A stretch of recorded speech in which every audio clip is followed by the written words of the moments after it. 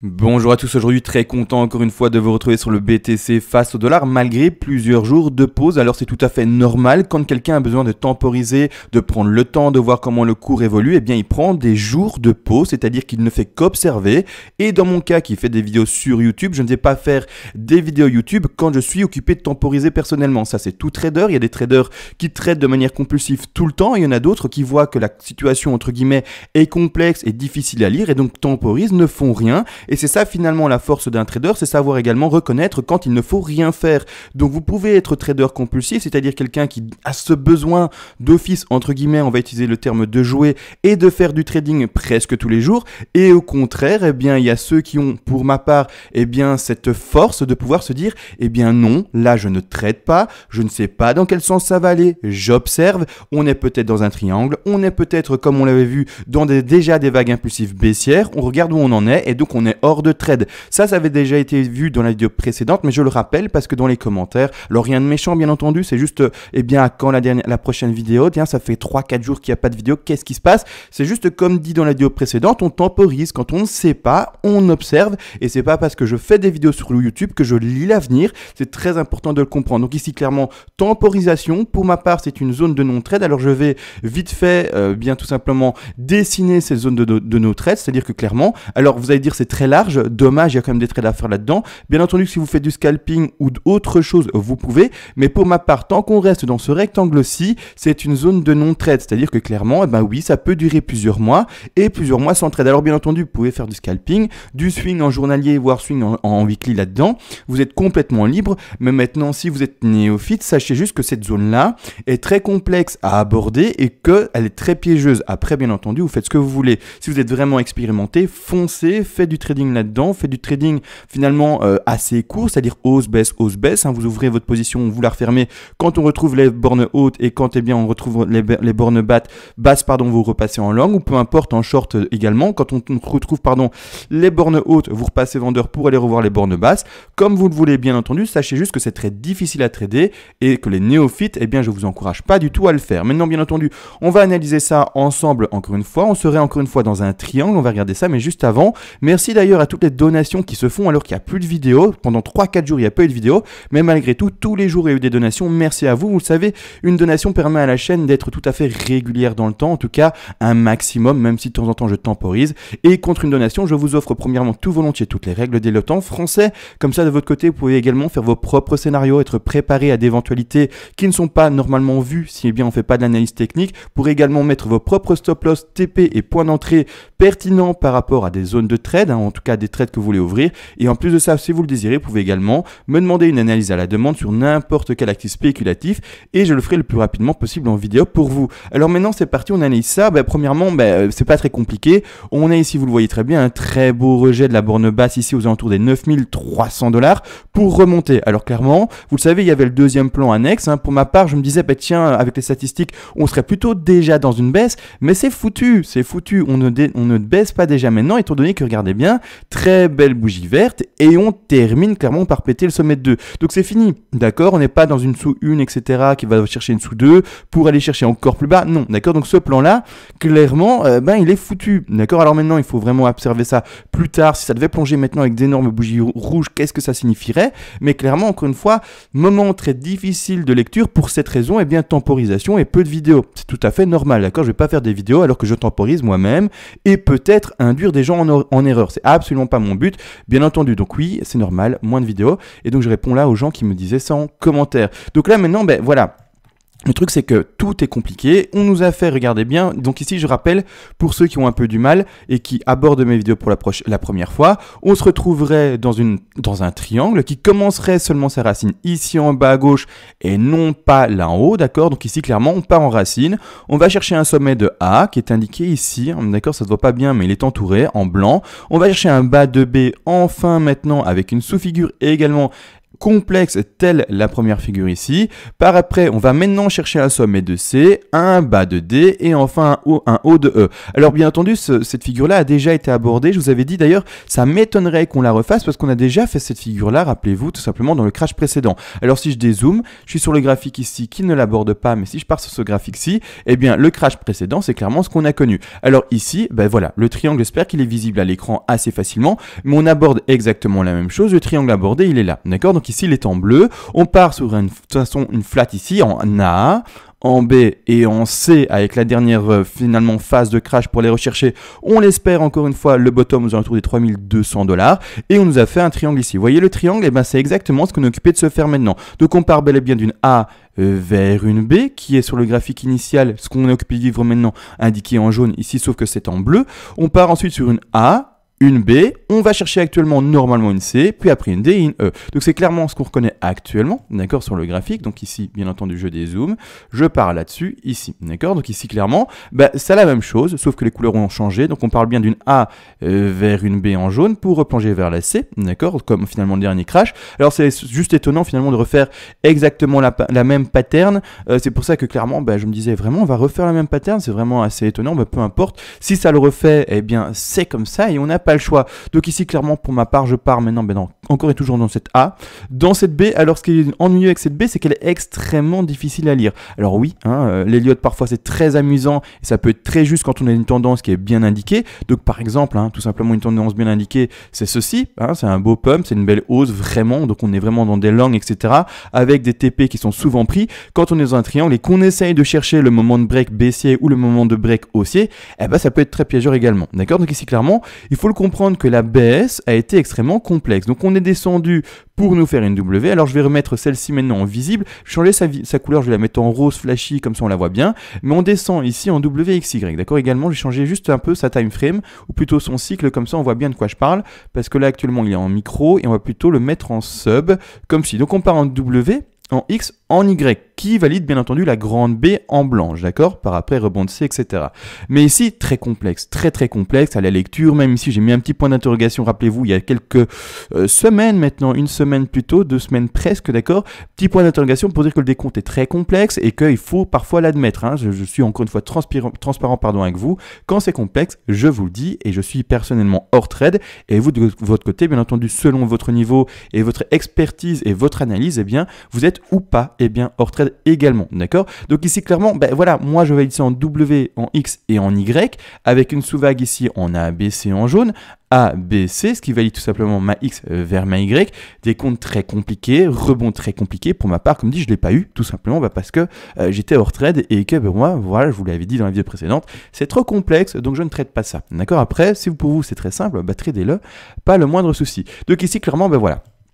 Pour moi, on est descendu en WXY. Après, voilà, hein, si vous descendez à autre chose, vous êtes libre. Encore une fois, la dernière phase ici de baisse, difficile de l'avoir en autre chose qu'en 1, 2 et 3 baisses. Si vous comptez 5 là-dedans, c'est tout à fait potentiel. Maintenant, je ne le vois pas. Maintenant, si vous le voyez, tant mieux pour vous. D'accord? Maintenant, ben voilà, il faut terminer l'AC. Alors, il faut savoir que dans un triangle, alors là, c'est une question d'expérience. Ce n'est pas écrit dans les bouquins et dans les livres, mais des questions d'expérience. Personnellement, je vois souvent les objectifs de triangle aller chercher au moins les 61,8% de Fibonacci. C'est-à-dire que quand je vais prendre mon Fibonacci, je vais me donner un objectif de hausse de prix qui devrait aller chercher eh bien, les 61,8% de Fibonacci. Je vais juste remettre maintenant l'aimant pour mieux placer eh bien, ceci. Comme celui ici, comme ça, je suis beaucoup plus correct dans, en tout cas, ma projection de prix. Et pour ma part, un triangle doit normalement aller chercher la zone des 61,8% de Fibonacci. C'est-à-dire ici, une zone... Alors, vous faites ce que vous voulez. Hein. Pour ma part, vous le savez, je ne suis pas du tout en trade. C'est-à-dire que ceux qui sont en long auraient ici une zone de TP à prendre, d'accord? Le TP, c'est-à-dire repasser finalement à la vente, d'accord? C'est-à-dire que vous achetez plus bas pour revendre plus haut, pardon. Donc ici, clairement, je vais mettre un objectif en rouge pour donner un objectif de vente. Un TP numéro 1 de vente. Après, on a les autres objectifs intermédiaires, d'accord? Mais on a également un autre objectif assez pertinent qui se retrouve plus ou moins, eh bien, au 100% de Fibonacci, d'accord? Vous pouvez bien entendu mettre des TP plus bas, donc c'est-à-dire intermédiaires, comme dit, qui se retrouverait par exemple ici au 76,4 et également au 85,4. À vous de voir bien entendu votre stratégie. Est-ce que vous mettez 1, 2, 3, voire même 4 TP, bien entendu, dans votre stratégie. D'accord, à vous de voir. Donc ici, j'ai placé les TP selon des Fibonacci pertinents, d'accord, qui sont 61% de Fibonacci, c'est-à-dire ici au prix sur Bitfinex, je préfère le préciser, à 11 197 $, donc grossièrement les 11 200 $. Un TP numéro 2 pertinent également à placer à 11 624 $. TP numéro 3 également pertinent à placer aux alentours des 85,4-90, à vous de voir clairement, à 11 886 $. Et pour le dernier, vraiment, ici, ce sont les 12 317 $. Maintenant, le triangle. Alors, également, il faut faire attention à une chose. Ce triangle, vous voyez que j'ai mis une résistance ici, que vous voyez de toute façon, tout simplement ici en bleu, d'accord, en oblique. Il faut savoir que cette résistance a été indiquée par rapport à quoi? Par rapport au dernier sommet, qui est indiqué aux alentours des 13 813 $. Par rapport au troisième plus bas, donc on a notre premier plus bas, haut plus bas, on va dire ça comme ça. Notre troisième ici, haut plus bas, donc premier haut, deuxième plus haut et troisième plus haut, qui se retrouve ici. Et donc la ligne de résistance oblique a été indiquée là. Il faut comprendre que cette résistance oblique ne concerne pas le triangle. C'est bizarre, mais c'est comme ça. Le triangle, en fait, il commence pas là, hein. Le triangle, il commence ici. Alors mon triangle chartiste, après vous pouvez faire d'autres triangles chartistes bien entendu, mais mon triangle Elliott avec la ABCDE commence ici, d'accord? Le support il commence avec la racine là, la troisième touchette et la deuxième touchette, mais ici clairement ma résistance ne commence ici. Donc la zone d'oblique résistante n'est toujours pas définie, d'accord? Donc elle va se définir avec quoi? Avec ce sommet de C. Si le sommet de C se termine ici, imaginons qu'on se termine dans les 61,8, eh bien la résistance va être baissée comme suit, d'accord? Si par contre au contraire on pète cette résistance ici potentielle à l'objectif des 61,8, on va aller voir plus haut, d'accord? Et dans ce cas-là, la résistance qui n'est pas encore définie va l'être, d'accord? Elle va être bougée ici, d'accord? Donc il faut le comprendre que la première résistance qui est indiquée, pour moi, n'est pas prise en compte, d'accord? Donc ici, bien entendu, quand on va péter, et il faut le comprendre, hein, c'est quand même ici une résistance oblique, on va dire chartiste simple sur les figures entre guillemets simples, mais c'est-à-dire que quand on va monter et péter normalement cette résistance chartiste simple avec les figures simples, hein, c'est pas de l'Elliott, mais bon, on les utilise quand même en trading, il faut pas non plus l'oublier, eh bien il devrait y avoir, n'empêche, une belle réaction à la hausse. Pour ma part, cette belle réaction à la hausse, si on devait casser eh bien cette résistance ici depuis la racine finalement de ce triangle chartiste jusqu'au deuxième point ici qui indique cette résistance, ne sera pas signal haussier, juste encore une fois signal de triangle, signal de range, même si on pourra le revoir comme dit ici, alors des objectifs qui sont plus hauts pour l'AC, d'accord? Donc ici les objectifs ont été donnés, tout à fait potentiel, on va le poser ici sans vraiment certitude à 61,8, ça peut aller plus haut, donc ici clairement, ben voilà, je vais le poser à 61,8, mais sachez que ça peut aller plus haut, d'accord? Encore une fois, ce sont des TP à prendre selon une stratégie de trade et non pas selon je sais pas quoi, en tout cas quelque chose qui n'a pas de stratégie de mise en place. Donc ici on parle bien de trading, je préfère le préciser, avec stop loss, avec take profit partiel de placer, donc chaque rectangle rouge ce sont des take profit avec des points d'entrée calculés également, et non pas quelqu'un qui joue avec ses BTC posés sur finalement un wallet, qui revend ses BTC sans stop loss, qui essaye de racheter ses BTC un peu au hasard, etc. Il faut le comprendre qu'il y a des outils qui sont mis en place par des échanges qui peuvent vous permettre de faire des achats et des ventes automatiques sans que vous soyez derrière votre PC. C'est très important à comprendre avec des paliers, etc. D'accord? Donc c'est très très important, et également sortie de position. Bref, plein d'outils qui n'existent normalement pas pour l'investisseur classique avec un wallet classique. C'est pour ça que c'est important que je précise à qui je parle bien entendu. Donc ici, pour ma part, j'attends le triangle. Je suis très observateur en ce moment, vous l'avez compris, triangle très compliqué à travailler. N'empêche ici, la hausse, encore une fois, comme les autres, doivent se faire ici, dans ce cas-ci, en 3 vagues. Alors, ça s'est fait ici dans la première vague en racine vers la A, j'espère que c'est assez visible, je vais un peu dézoomer ici, en WXY. Ici très très léger mais WXY.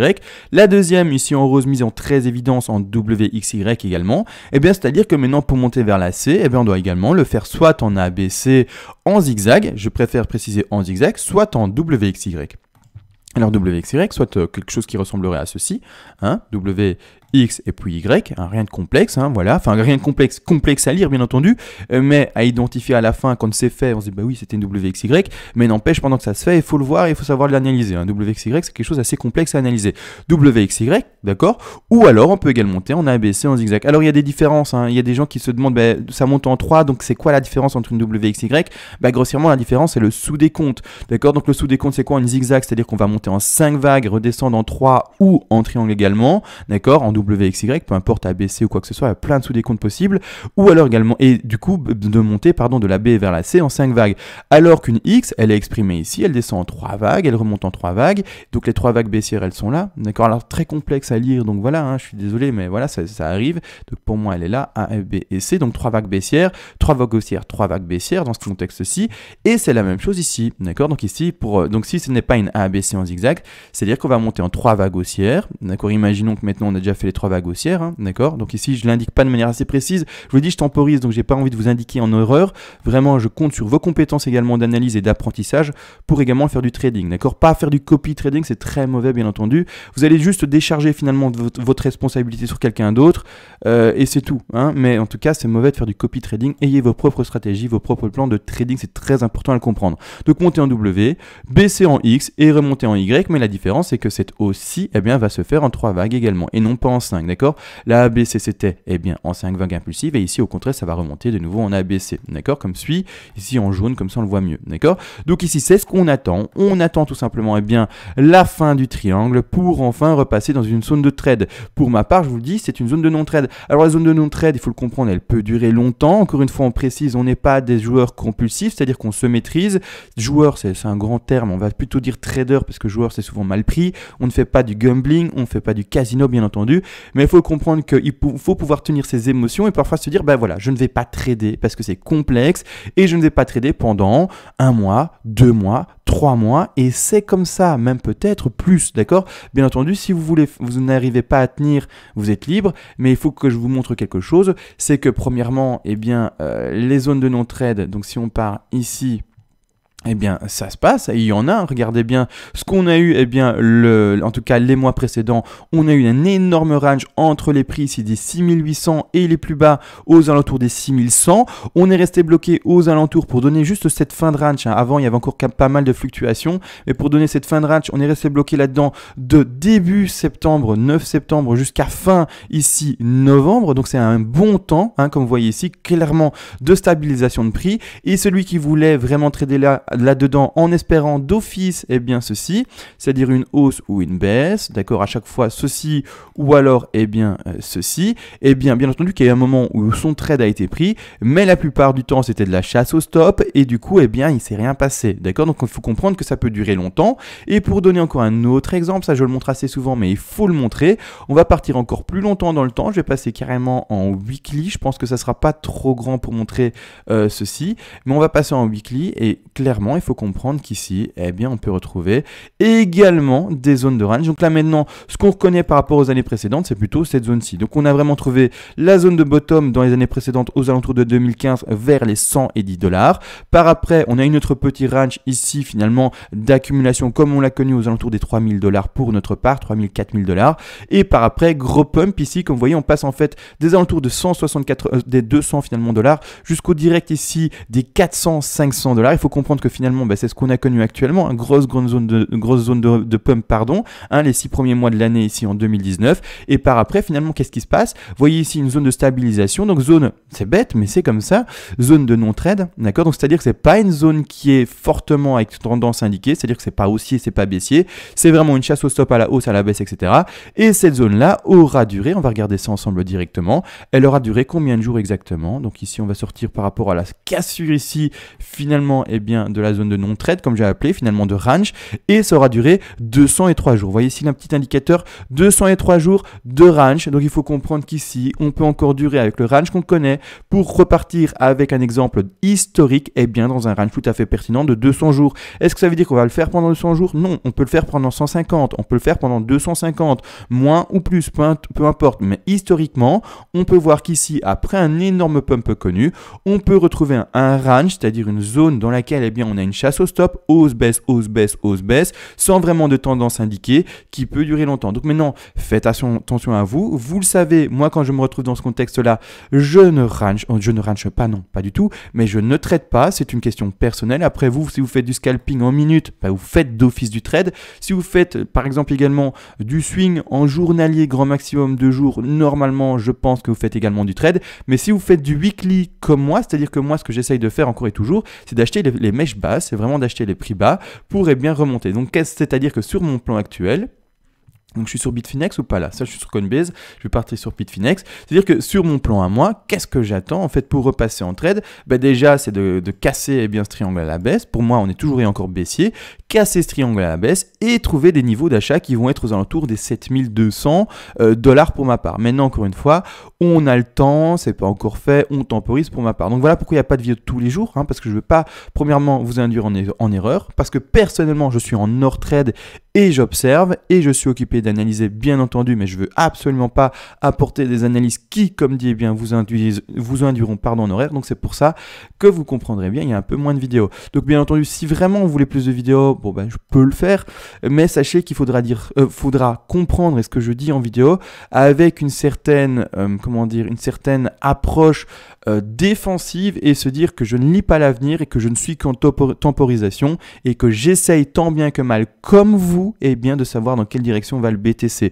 Donc voilà, il faut le comprendre bien entendu. À vos risques et périls, si vous tradez ça, vous êtes totalement libre bien entendu de faire ce que vous voulez selon votre propre expertise de la situation. D'accord? Donc maintenant, moi tout ce que j'attends, c'est la cassure du triangle pour pouvoir acheter plus bas. D'accord? Bien entendu. Alors maintenant, je pense avoir tout dit. J'ai vraiment beaucoup mis en garde. C'est assez important bien entendu.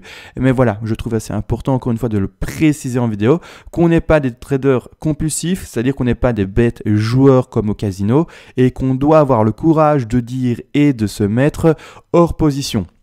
Donc c'est ce que je fais bien entendu ici et je vous fais comprendre que voilà, le trading c'est pas quelque chose de constant, c'est-à-dire qu'on ne doit pas trader tous les jours. On doit prendre les opportunités quand il y en a et quand il n'y en a pas, ou en tout cas que pour personnellement et donc peut-être pour vous également, vous trouvez qu'il n'y en a pas, vous ne devez pas en prendre, d'accord? C'est clairement important. Pour vous, s'il y a des opportunités dans un triangle, vous dites mais c'est l'excellent moyen ici de faire un scalping en horaire, voire même un swing en journalier, de chaque fois essayer de racheter le bas pour revendre le plus haut et peu importe, revendre le plus haut pour acheter plus bas, vous êtes libre à vous faites ce que vous voulez, sachez juste que moi je suis hors trade, ce qui explique bien entendu la petite diminution d'analyse. Peu importe, pas mal de justifications parce que voilà, comme je vous le dis, il y a beaucoup de commentaires qui disaient Houston, où es-tu ou des choses comme ça, voilà, vous le savez maintenant, on est dans une zone pour moi qui est no trade. On a tout dit, on va cesser, courte vidéo je pense que j'ai pas parlé plus de 10 minutes, mais ça ne nécessite pas à mon sens beaucoup plus. On verra demain si je fais une vidéo, si en tout cas je trouve ça pertinent pour voir le sous-décompte. Encore une fois, en début de vidéo, je repréciserai, attention, je suis dans une zone de non-trade, une zone d'observation, etc., etc. Je pense l'avoir assez dit pour en tout cas, que ça soit compris partout. Sur ce, on se laisse. Merci à tous, bien entendu. Et sur ce, ciao.